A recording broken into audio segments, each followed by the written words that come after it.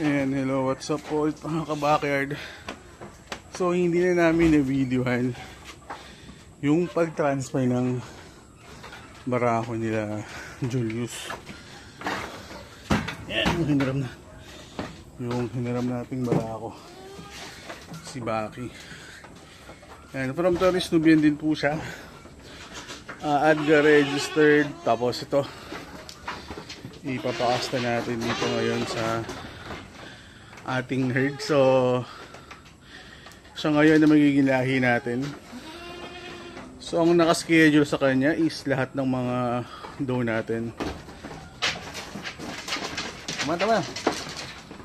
So pinafamiliarize lang muna natin siya. Makalipat lang niya. Grabe ang lakas niya. So ayan.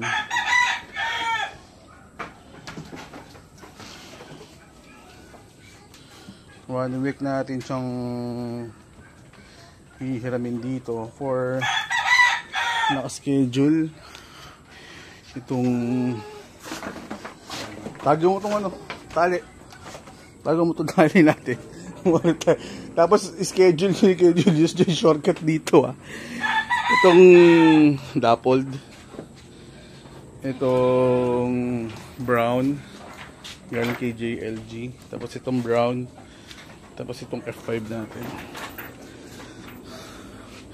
So yun, so pahinga muna kami konti, bababa na kami. So pa-familiarize muna natin si Baki dito sa ating farm. So ayun, nagutom siya. So expect namin may silver na darating, hopefully by this season, by next year. So ayun, so probably mga January ang labas nito. So yun lang, habang kami ay pababa na. Tapos may nakausap na rin akong buyer natin for this buckling. Yan, may nakausap na akong buyer dito sa Rowan buckling natin. So sabi daw niya pupuntahan niya ngayong linggo.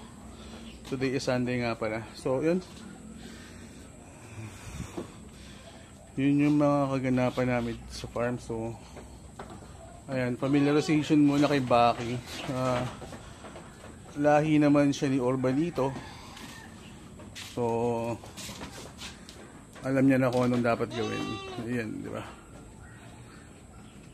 Alam niya na kung anong dapat gawin. Hindi na namin siya kailangan i-instruct kung ano yung dahilan ng pagdalaw niya sa aming farm.